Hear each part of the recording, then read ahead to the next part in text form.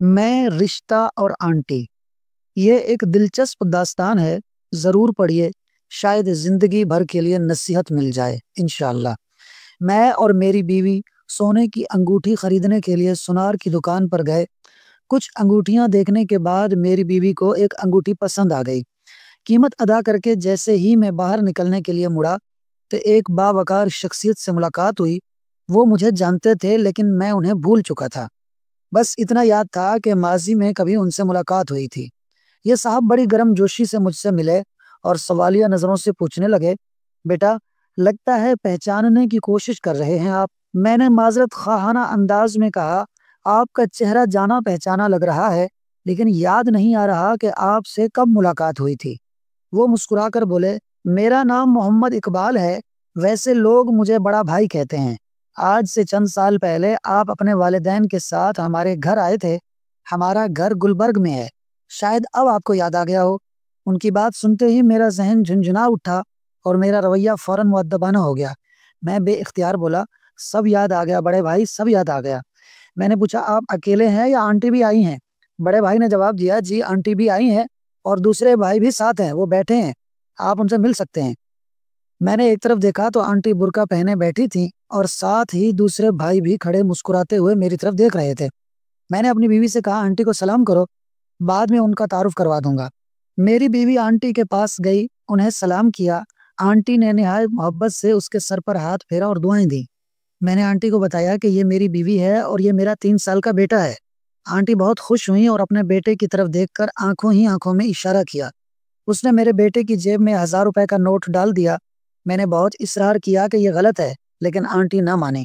کچھ ادھر ادھر کی باتوں کے بعد میں نے آنٹی سے آنے کا مقصد پوچھا تو وہ کہنے لگی، اللہ نے میری بیٹی کو بیٹے کی نعمت سے نوازا ہے، اسی لیے بیٹی اور اس کے سسرال والوں کے لیے کچھ تحائف خریدنے آئی ہوں۔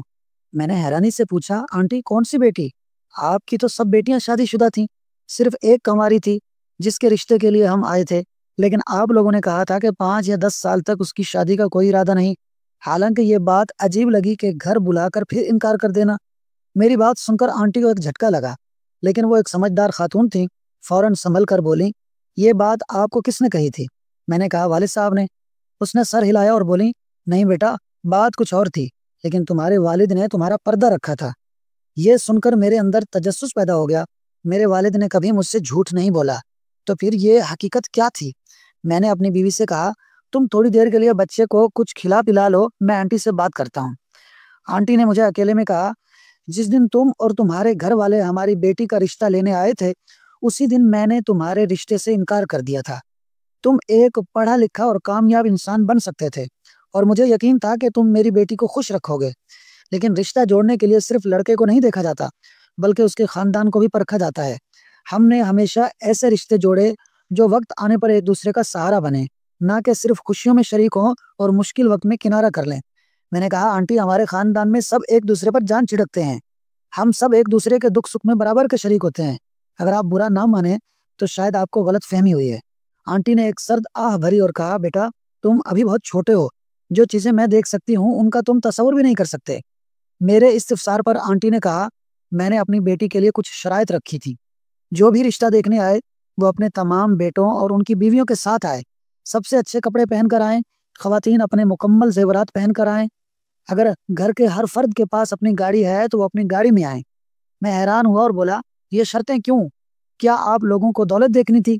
آنٹی مسکرا کر بولی، نہیں بیٹا، ہمیں یہ دیکھنا تھا کہ خاندان میں قربانی اور ایثار کا کتنا جذبہ ہے۔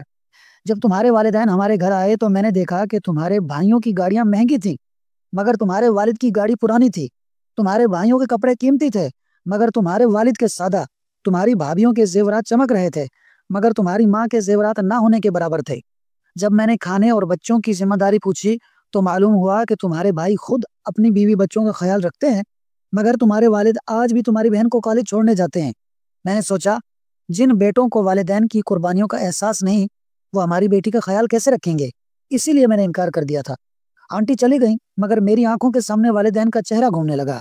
میری گاڑی میرے والد کی گاڑی سے بہتر تھی، میرے کپڑے ان سے قیمتی تھے، میری بیوی کے ہاتھ میں زیور تھا مگر میری ماں کے ہاتھ خالی تھے۔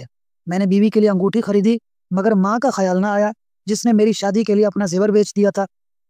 مجھے احساس ہوا کہ میرے والدین کل بھی عظیم تھے اور آج بھی عظیم ہیں، مگر میں کل بھی ناکام تھا اور آج بھی ناکام ہوں۔ یہ کہانی ہمیں سکھاتی ہے کہ والدین کی قربانیوں کو فراموش نہ کریں، ان کی خدمت اور محنت اور محبت کو ہمیشہ اپنی ترجیح بنائیں، کیونکہ وہی ہمارے حقیقی خیر خواہ ہیں۔